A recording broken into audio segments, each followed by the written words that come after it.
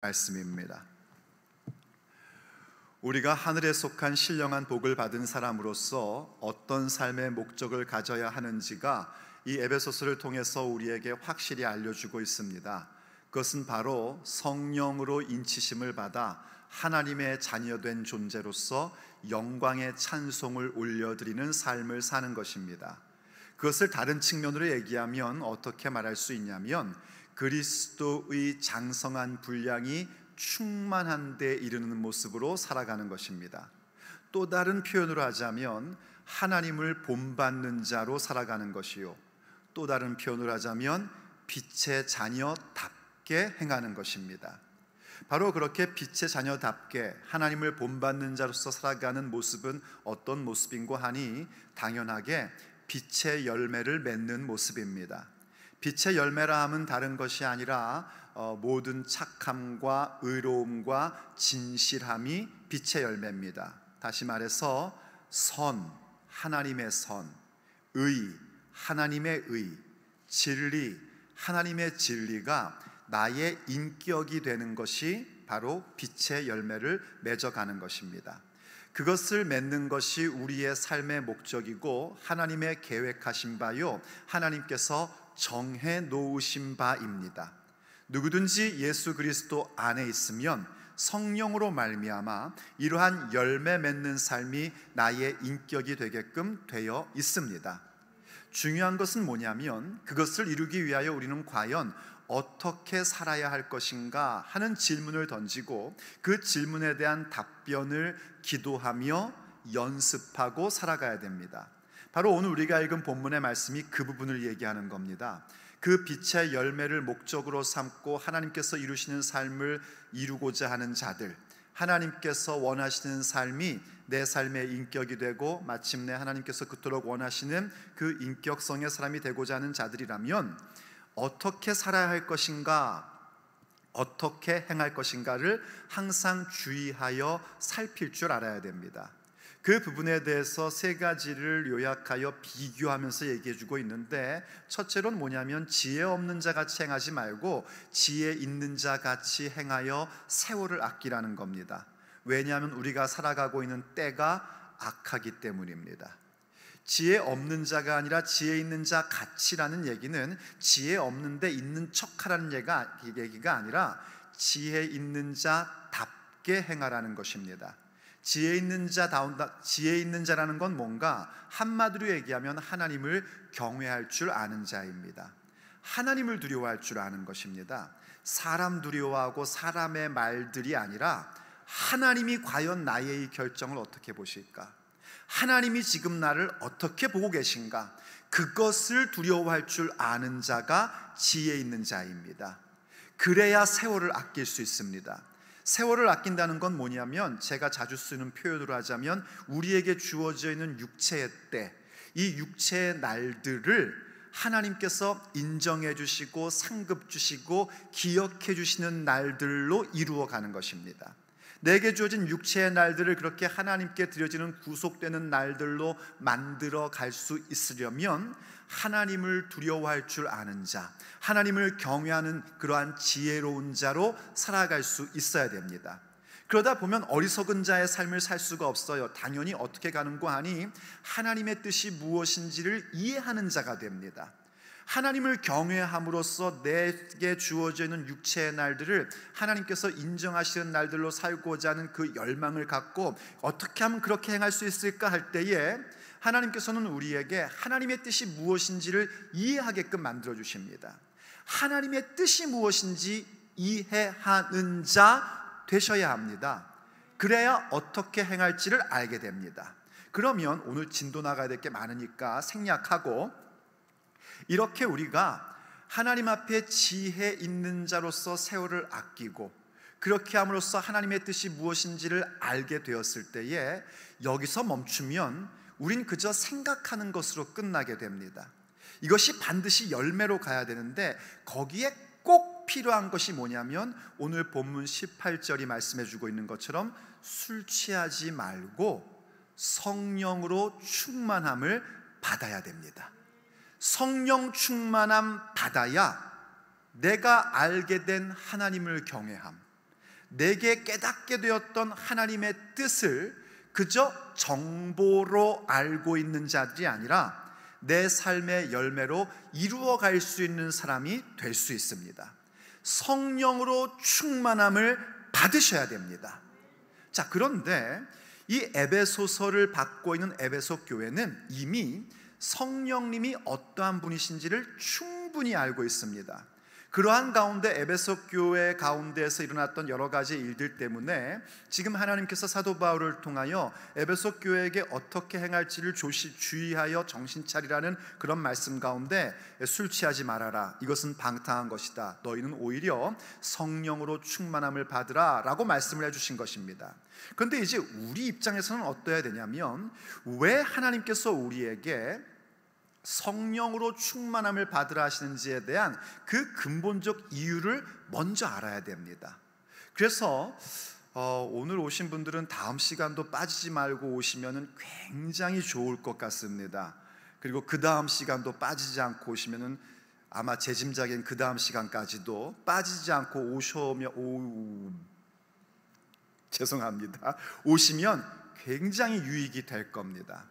그래서 오늘부터 한 2-3주 동안에 지금 무엇을 우리가 얘기하려고 하냐면, 이른바 성령론을 여러분들에게 강론을 해드리려고 합니다. 성령론, 성령세례, 그러니까 성령님, 성령세례, 성령의 충만함, 성령의 은사, 성령의 열매, 이걸 다 하겠다는 얘기가 아닙니다. 이걸 다 하면은 계속 이것만 해야 됩니다. 이러한 부분들은 제가 참 많이 강조하는 부분입니다. 왜냐하면 성령 세례, 성령의 충만함, 성령의 은사, 이러한 것 없이는 하나님께서 우리에게 주시고자 하는 그 놀라운 것들을 우리의 현실 삶에서 이루어갈 수 없기 때문입니다. 임영희 목사는 성령 충만함을 무척 강조하는 목사입니다. 아시다시피요, 성령 충만함 없이는 우린 어떤 것도 할 수 없습니다.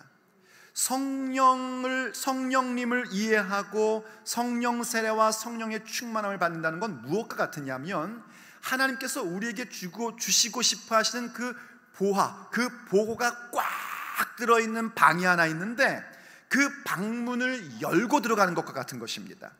근데 그 방문이 그냥 열리진 않습니다. 패스워드를 넣으셔야만 열립니다. 이렇게 생각하시면 돼요. 요즘은 다 그 온라인 뱅킹이라는 걸 하지 않습니까? 여러분이 아무리 어카운트에 수백만 달러가 있다 할지라도 그것을 이용하려면 그 어카운트에 패스워드를 눌러야만 들어가서 여러분이 마음껏 사용할 수 있는 것과 같이, 하나님께서 우리에게 하늘에 속한 모든 신령한 복을 주시고 우리의 육체의 날들 가운데에 하나님의 능력이 무엇인지, 하나님께서 우리에게 예비하신 것이 무엇인지, 정말 이 땅뿐만이 아니라 영원의 때까지도 바라보면서 그 힘찬 그리스도의 삶을 살게끔 해주고 싶으신 하나님의 보화, 그 보고의 창고를 여는 키워드가 뭐냐면 성령님이란 말입니다. 그래서 성령을 이해하셔야지 되고, 왜 그토록 성경이 우리에게, 아니 성경을 그냥 읽어서는 잘 이해가 안 되시겠지만, 왜 임영희 목사가 왜 이렇게 성령님, 성령세례 받으라고, 특별히 금요기도 나오면 매주 뭐라 그래요?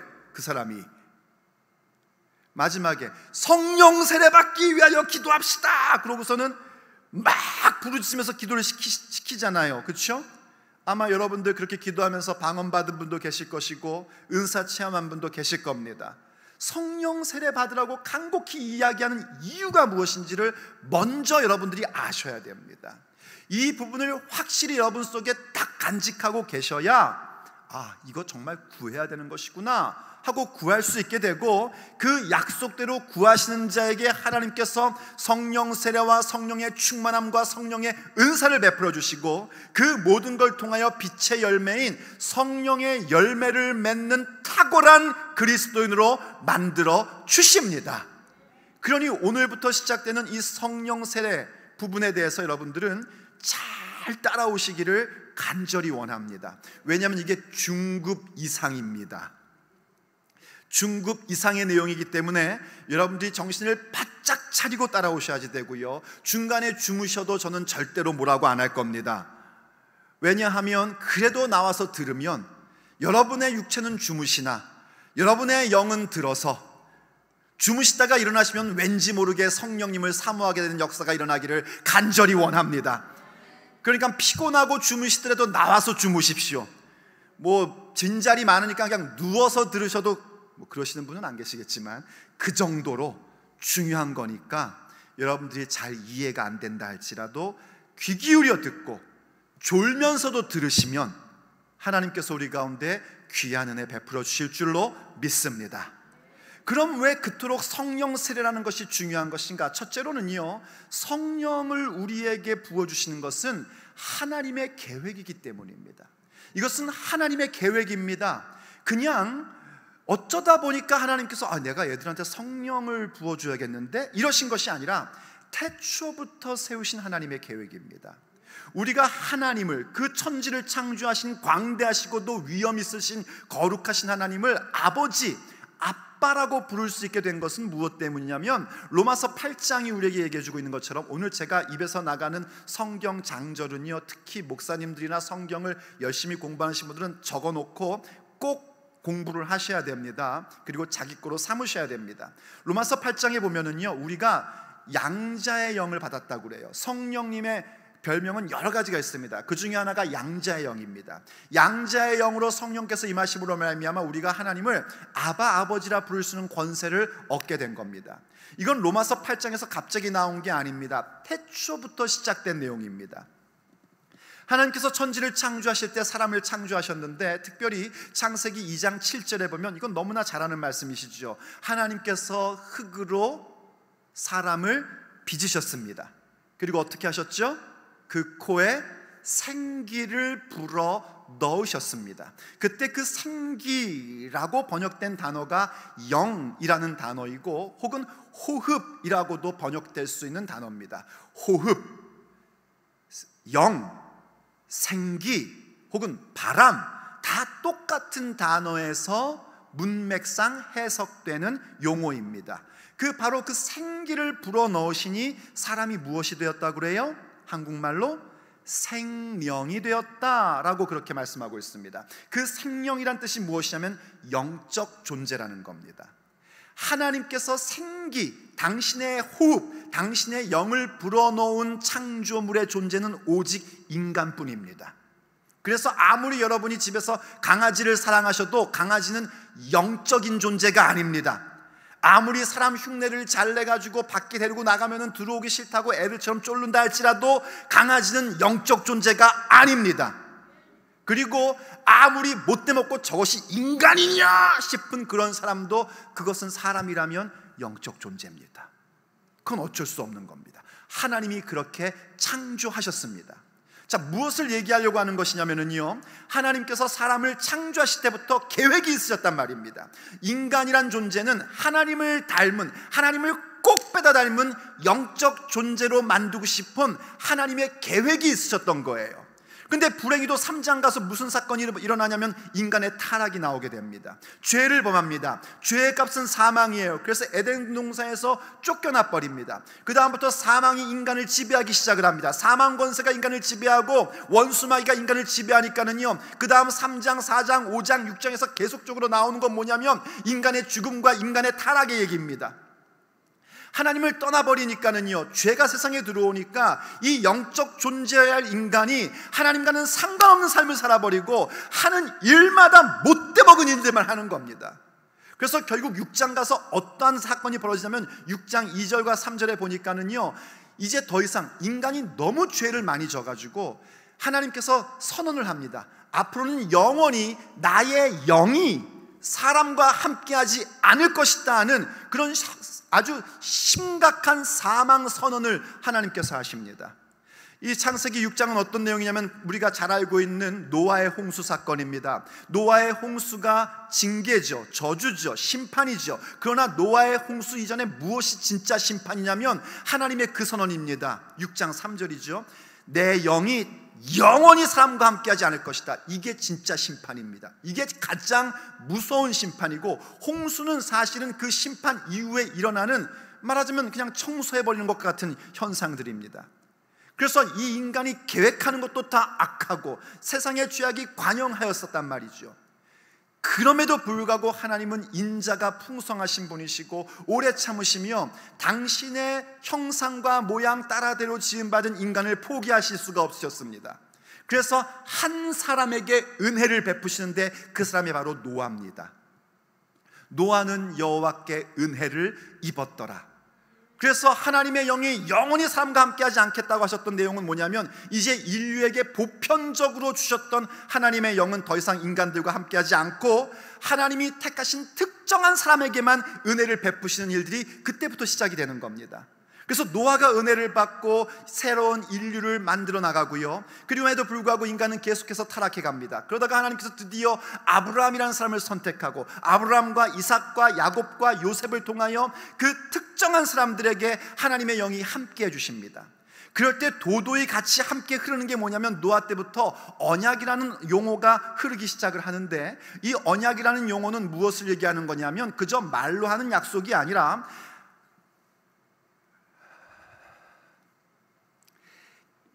계약 당사자 간의 공적 관계를 공표하는 것입니다. 그러니까 하나님과 나 사이, 하나님과 우리 사이가 어떤 관계인지를 은밀하게 갖고 있는 것이 아니라 그 맺어진 관계를 모든 세상 가운데 공표하는 행위를 언약이라고 얘기합니다. 그래서 노아와 언약을 맺으셔가지고요, 노아와 하나님의 관계가 무엇인지를 온 세상 가운데 발표하시고, 아브라함과 언약을 맺으시고 이삭과 야곱과 요셉과 언약을 맺으심으로 말미암아 하나님과 그 택함 받은 백성의 관계가 무엇인지를 설명하다가 드디어 바로 그 아브라함의 후손인 이스라엘과 하나님이 언약을 맺어주십니다. 그게 제가 자주 얘기하는 출애굽기 19장에 나오는 이른바 시내산 언약 혹은 모세 언약이라는 그 언약입니다. 그 언약을 맺으실 때 하나님께서 이 이스라엘 백성을 향하여 어떠한 비전을 주시냐면, 내가 너희를 거룩한 백성 되게 해주겠다 하시면서 거기에 아주 어마어마한 용어를 하나 더 주십니다. 그건 뭐냐면, 너희들은 제사장 나라다 하는 겁니다. 이 제사장 나라라는 게 왜 그렇게 중요하냐면, 하나님께서 특정한 사람들에게 성령을 베푸시는 이른바 기름 부음을 주시는데, 그 대상이 누구냐면 사실은 제사장입니다. 아론에게 기름을 부어주심으로 말미암아 아론이 특별한 존재이고 하나님과 교통하는 존재인 것을 그렇게 말씀해 주시고, 하나님과 백성 사이에 그 중개자 역할을 하는 존재라는 걸 가르쳐 주신 것처럼 이 제사장이 특별한 존재란 말이죠. 그래서 이 특정한 존재에게 성령을 베푸시고 하나님의 영이 함께 하시는 건데, 그 제사장과 동일한 모습을 갖는 존재가 누군가? 이스라엘 민족이라는 겁니다. 내가 너희들을 제사장 나라로 만들 것이고 거룩한 백성 되게 할 것이다. 그러니 나와 맺은 이 언약을 지켜가자라고 하세요.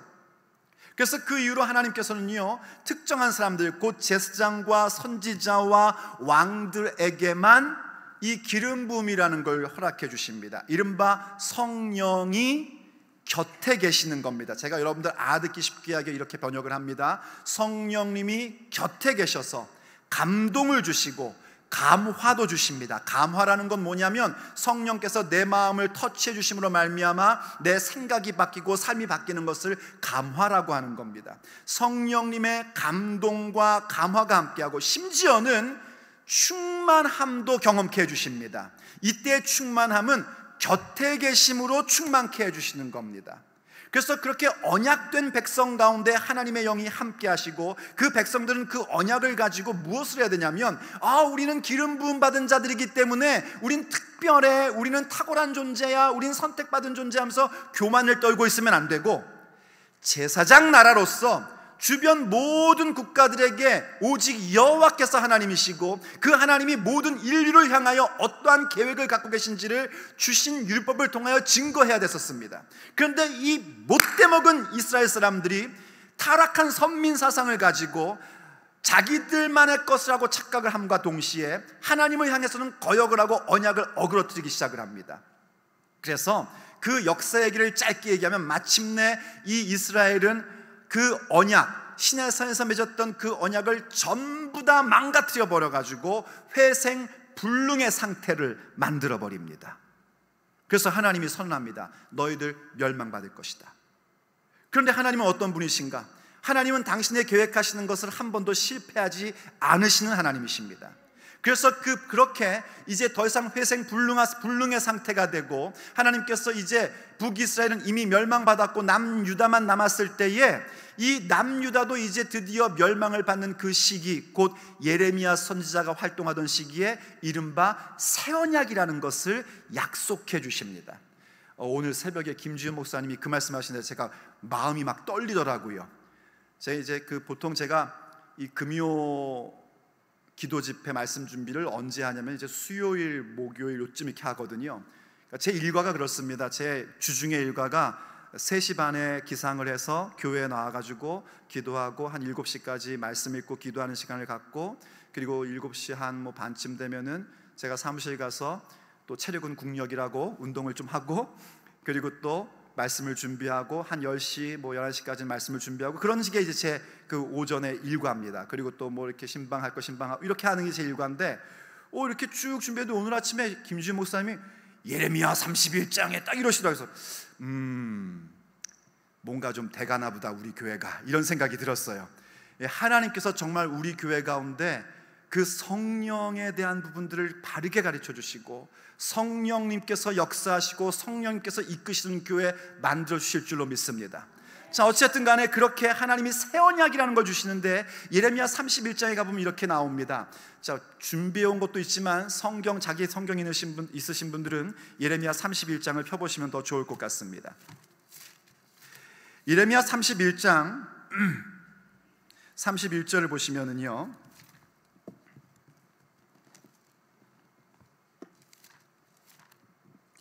이렇게 말씀하고 있어요. 여호와의 말씀이니라. 보라, 날이 이르리니 내가 이스라엘 집과 유다 집에 뭘 맺어요? 그게 제가 여쭤보면 대답하시면서 오셔야 덜 졸립니다. 뭘 맺어요? 새 언약이에요. 왜 새 언약이죠? 옛 언약이 있기 때문에 새 언약입니다. 아예 신의 새 언약을요, 저 신약의 히브리서에서는 옛 언약이다 라고 아예 규명을 지어버립니다. 그래서 새 언약을 맺겠다라는 말씀이 이 예레미야 시대부터 나오기 시작을 하는 거예요. 그래서 32절에 이 언약, 바로 그 새 언약은 내가 그들의 조상들의 손을 잡고 애굽 땅에서 인도하여 내던 날에 맺은 것, 바로 출애굽기 19장에서 맺었던 신의 새 언약을 얘기하는 거예요. 그것과 같지 아니할 것은 내가 그들의 남편이 되었어도 그들이 내 언약을 깨뜨렸습니다. 자, 언약을 맺는 것은요, 이 언약이라는 용어는요, 하나님이 그냥 하늘에 있는 용어를 가지고 오신 게 아닙니다. 이 구약 시대에 살고 있는 사람들이 그냥 시중에서 쓰고 있는 용어를 하나님께서 가지고 오셔서 거룩하게 하여 다시 말씀으로 주신 겁니다. 그래서 구약 시대, 그 고대 시대의 언약이라는 것은 어디서 사용됐냐면, 한 아들을 양자로 삼을 때에 그 공적 관계를 발표할 때 언약 맺었다 그러고요, 한 남자와 여자가 결혼을 하게 되어 남편과 아내가 될 때 그것을 공적으로 발표할 때 언약 맺었다 그러고, 강대국과 약소국이 또 하나의 조약을 맺을 때 그것을 공적으로 발표하여 언약을 맺었다라고 얘기합니다.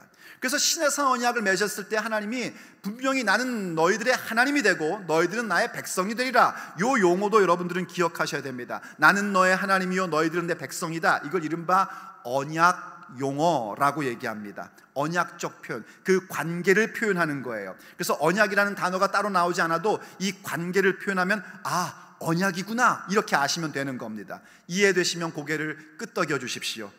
네, 그렇기 때문에 지금 여기서 말씀하신 건 뭐냐면, 그 신의 새 언약 맺었을 때 내가 누구였는가, 너희들 그 이스라엘 백성의 남편이 되었고 너희들은 내 아내였는데, 이 아내가 무슨 짓을 했어요? 맨날 바람핀 겁니다. 남편 두고, 그 좋은 남편 두고 바람피고, 호세아서 읽어보니까 어떻게까지 바람을 피냐면요, 이 남편이 준 그런 유행가도 있더라고요. 내가 준 옷을 입고 내가 준 넥타이를 메고 바람을 폈다는 그런 노래가 있더라고요. 그런 것처럼 하나님이 주신 옷을 입고, 하나님이 주신 음식을 먹고, 하나님이 주신 떡을 가지고, 하나님이 주신 모든 걸 가지고 우상을 숭배하는 이런 어마어마한 범죄를 저질러 버린 겁니다. 그래서 이 언약을 회생불능 상태로 만들어 버린 거예요. 그 말씀을 지금 하신 거예요. 그런데 33절, 이게 이제 핵심이죠. 그러나 그날 후에 내가 이스라엘 집과 맺을 언약, 바로 새 언약입니다. 이것은 이러하니 곧 내가 나의 법을 그들의 속에 두며 그들의 마음에 기록하여 나는 그들의 하나님이 되고 그들은 내 백성이 될 것이라. 여호와의 말씀이니라. 지금 마지막에 나온 게 언약용어라는 거 여러분 기억하시죠? 그런데 이때는 어떻게 되는가? 새 언약 때에는 아예 하나님의 법을 우리 속에다 두신다는 거예요. 그리고 우리 마음에다가 아예 기록을 해버리시겠다는 겁니다. 옛 언약의 법은 돌판에 기록되어 있어요. 그런데 새 언약의 법은 어떻게 기록되는가? 우리 마음판에 새겨져서 이건 도대체 잊을래야 잊을 수가 없고 안 지킬래야 안 지킬 수 없게끔 만들어 버리시겠다라고 약속을 한 겁니다. 이게 새 언약입니다. 그래서 이 새 언약의 다른 별명이 뭐냐면 영원한 언약이에요. 어딜 가시면 성경, 자기 성경 가지고, 오늘 다 성경 가지고 오셨죠? 목사님은 꼭 안 가져온 날만 얘기하셔, 그렇죠? 32장 어디를 가보시냐면 32장 40절쯤에 가보시면은요, 일단 39절부터 38절부터 제가 읽어드릴게요. 그냥 없으신 분들은 잘 들어보세요. 32장 38절에 그들은 내 백성이 되고 나는 그들의 하나님이 될 것이며, 자, 언약에 대한 얘기죠. 39절, 내가 그들에게 한 마음과 한 길을 주어 자기들과 자기 후손의 복을 위하여 항상 나를 경외하게 하고, 우리들에게 한 마음 주시고 한 길만 주신대요. 우리는 이미 알고 있는 일이지만은요, 우리가 한 마음 갖게 된 것, 하나 된 것은 오직 성령님으로만 가능해진 것입니다. 성령께서 우리를 하나로 만들어 주셨어요. 자, 그래서 어떻게 할 것인가? 40절, 나를 경외하게 하고, 40절, 내가 그들에게 복을 주기 위하여 그들을 떠나지 아니하리라 하는, 무엇이지요? 영원한 언약을 그들에게 세우고 나를 경외함을 그들의 마음에 두어 나를 떠나지 않게 하고 내가 기쁨으로 그들에게 복을 주되 분명히 나의 마음과 정성을 다하여 그들을 이 땅에 심으리라. 아멘. 이 새 언약은 뭐냐면 영원한 언약인데, 하나님께서 우리의 마음 가운데에 꽉 집어넣어 주시고 완전히 심어 주셔가지고 우리의 삶에 한마음 되게 해주시고 한길 가게 해주시고 우리의 마음 가운데 평안이 넘치고 기쁨이 넘치게끔 해주셔서 하나님을 경외하는 삶을 살게끔 만들어 내시겠다는 겁니다. 그래서 예레미야 33장 3절에 가면 뭐가 나와요? 아실만한 분은 아실 텐데, 너는 내게 부르짖으라. 내가 너에게 응답하겠고 네가 알지 못하는 크고 비밀한 일을 너에게 보이리라 약속하십니다. 이해되시면 아멘 하십니다. 바로 그 영원한 언약, 새 언약이 이루어짐에 있어서 우리에게 요구하시는 게 뭐냐면 너는 내게 부르짖으라는 겁니다. 부르짖으면 하나님께서 이루시고자 하는 그 계획이신 새 언약의 역사가 우리 가운데 일어나게 되고 그 영원한 역사가 우리 마음판 가운데 완전히 나타나는 역사 보게 될 것이라는 겁니다. 그럼 도대체 우리 마음판 가운데 어떻게 새기시겠다는 건가? 예레미야는 그걸 몰랐어요. 그걸 모름에도 불구하고 하나님이 주신 계시대로, 주시는 말씀대로 지금 제가 여러분들에게 발췌하여 읽어드린 것처럼 그렇게 그 말씀을 기록하고 선포했던 겁니다.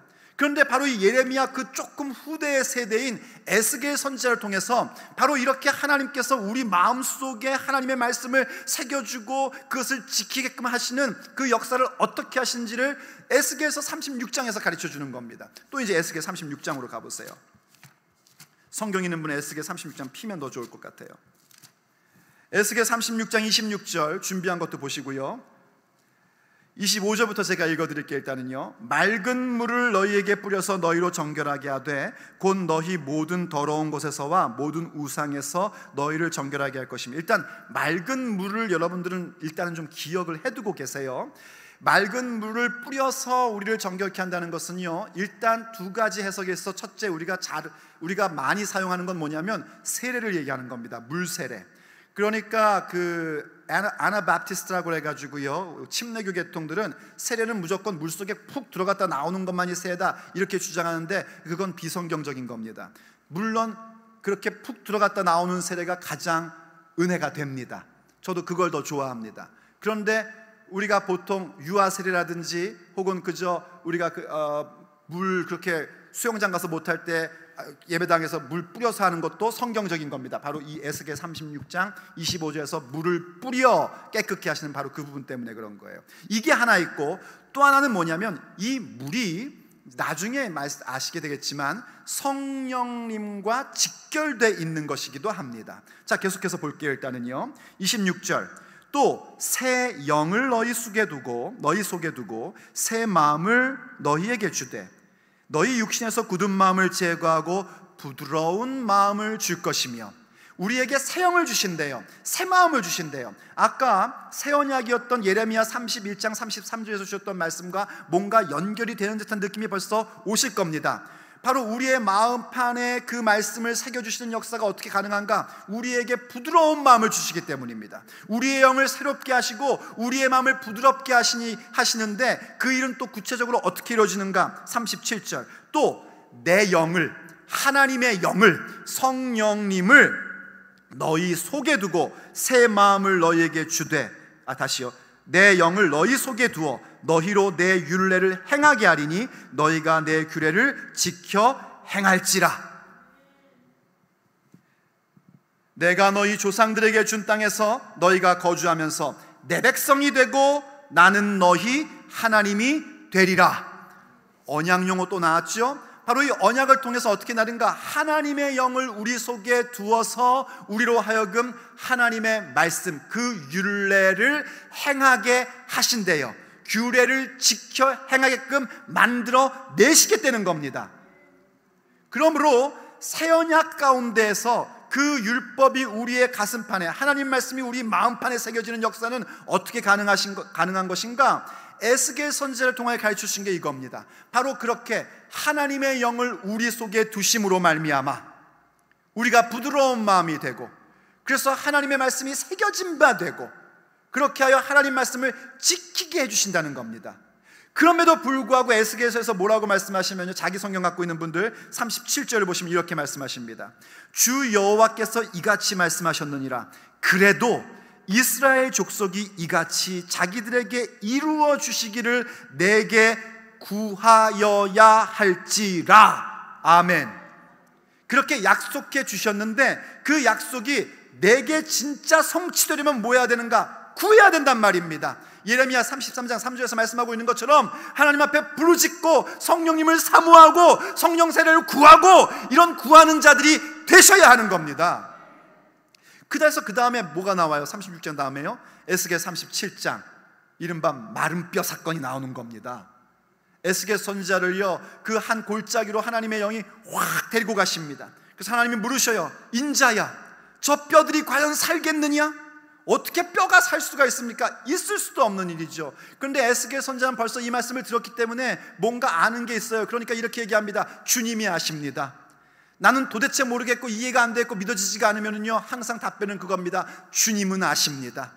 그러자 주님께서 에스겔 선지자에게 이렇게 말씀하십니다. 대언하라. 대언이라는 건 뭐죠? 선포입니다. 바로 이렇게 지금 말씀을 선포하고 있는 것 말입니다. preaching, 전도, 이게 대언이라는 것입니다. 하나님 말씀을 대신 선언하는 거예요. 대언하라. 그러니까 대언하니까 어떻게 돼요? 대언하는 대로 뼈들이 각각 탁탁탁탁 붙고, 그 뼈 위에 심줄이 붙고 살이 붙고 가죽이 덮어졌어요. 그런데 아직은 뭐예요? 시체예요. 또 물으십니다. 살겠냐? 주님이 아십니다. 너는 대언하라. 생기야 사방에서 불어와라 하고 대언하래요. 그때 그 생기는 또 뭘까요? 창세기 2장 7절에서 나왔던 하나님의 호흡, 하나님의 생기, 바로 하나님의 영, 성령을 의미하는 것입니다. 그래서 또 대언합니다. 생기야 불어와라. 그러자 하나님의 영, 그 생기가 막 불어오더니 그 모든 시체 가운데 들어갑니다. 그러자 그 모든 시체들이, 뼈였던 시체들이 벌떡벌떡 일어나서 하나님의 큰 군대가 됩니다. 이게 성령님의 역사입니다. 이게 성령 세례의 역사라는 거예요. 마른 뼈 같은 내 인생 가운데, 무덤 같은 내 인생 가운데에 하나님의 놀라운 성령의 역사가 일어나 하나님의 군대로 세워지는 것입니다. 그러므로 성령 세례가 어떻게 임하는가? 이렇게 간구함과 대언의 역사라는 것을 통하여 하나님께서 하시는 거예요. 우리가 간구해서 된 게 아니고요, 대언을 했기 때문에 된 것이 아니라 하나님의 계획 가운데 하나님이 하시고자 했고, 내가 너에게 주기로 작정했으니까 나에게 구하라 하셨기에 우리가 기도하는 것이고, 대언하라 하셨기에 대언함으로 말미암아 하나님의 영이 우리 가운데 임하는 것입니다. 그때 그 성령님은 어떻게 임하는가? 이스라엘 민족에게 있었던 특정인 은혜가 임하는 것이 아니라 만민에게 보편적으로 성령이 임하시는 겁니다. 그래서 우리가 잘 아는 요엘서 2장을 가면 이렇게 말씀하고 있어요. 요엘 2장 28절 말씀.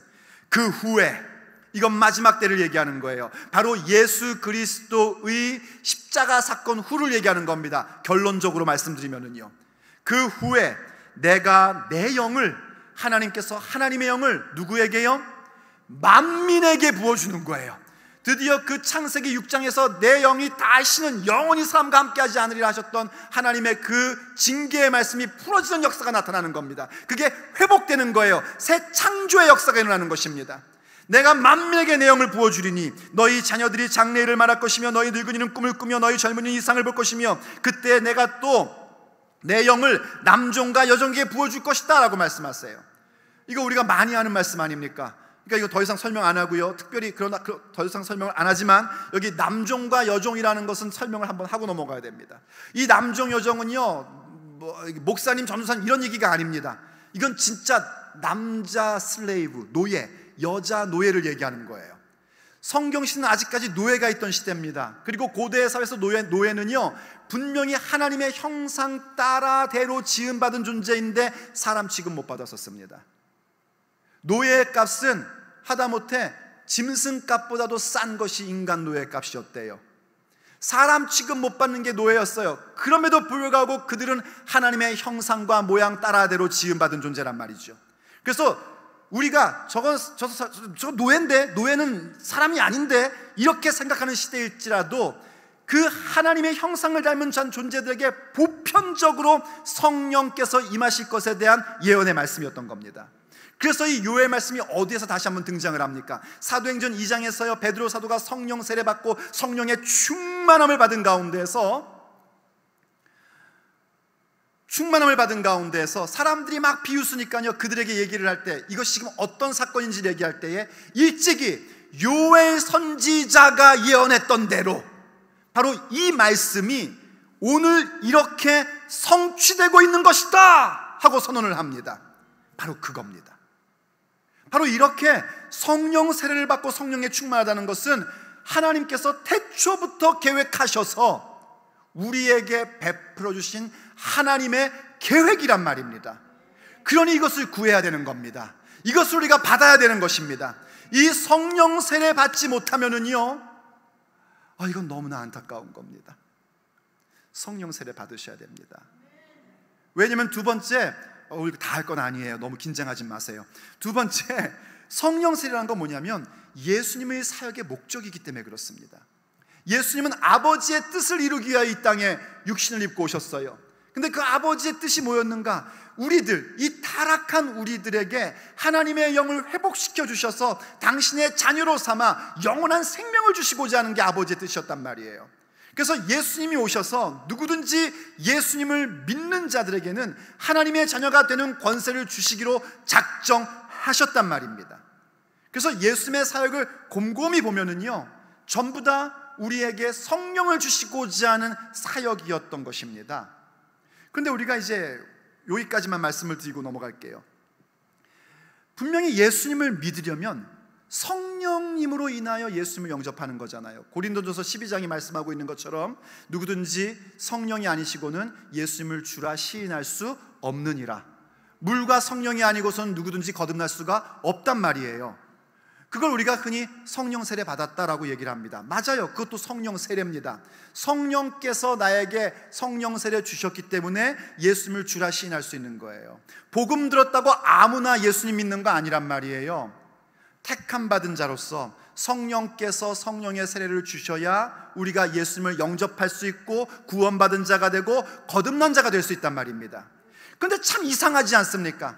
분명히 예수님을 믿는 자들인데 성경은 뭐라고 얘기하냐면 믿는 자들이 받을 성령이라고 또 표현을 합니다.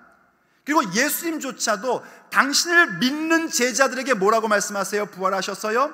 성령을 받으라 라고 말씀을 하십니다. 어디 그뿐입니까? 분명히 부활하신 예수님 만났으니까 예수님 믿는 자들 되었잖아요. 그럼에도 불구하고 승천하시면서 뭐라고 그러십니까? 너희들 예루살렘을 떠나지 말고 아버지께서 약속하신 것을 받을 때까지 예루살렘을 떠나지 말고 기다려라. 그 얘기는 뭐냐면 성령으로 세례를 받으라는 얘기입니다. 너희가 성령으로 세례를 받을 때까지 기다려야 된다 하고 말씀을 하세요. 이상하잖아요. 분명히 예수님을 영접하는 것도 성령 세례 받은 것인데 왜 예수님은 또 성령으로 세례를 받아야 된다고, 성령으로 세례 받는 것을 기다리라고 말씀하신 걸까요? 정리하면 이런 겁니다. 이해를 하기 위해서 이렇게 용어를 정리하는 거예요. 1차 성령 세례와 2차 성령 세례, 혹은 조금 더 수준 있게 설명하면 성령께서 부어주시는 성령 세례와 예수님께서 부어주시는 성령 세례. 다시 한번요. 1차 성령 세례라는 것은 뭐냐면 성령께서 부어주시는 성령 세례예요. 이거에 있어서 우리가 예수님 믿고 거듭난 겁니다. 이것이 있어서 우리가 예수님을 주라고 부르는 겁니다. 부족하고 연약하고 배반하고 모른다고 부인해도 다시 돌아와서 주님 잘못했어요 하고 다시 한번 제시의 기회를 주실 수 있는 그 은혜 받음이 성령께서 주시는 성령 세례 받은 자, 거듭난 자들입니다. 근데 이들이 다시는 예수님을 배반하지 아니하고 예수님을 위해서 생명까지 걸고 이 육체의 날들 가운데 하나님이 주시고자 하는 그 놀라운 보화를 누리면서 살 수 있는 것은 어느 때부터 가능한 것인가? 2차 성령 세례, 바로 예수님께서 부어주시는 성령 세례입니다.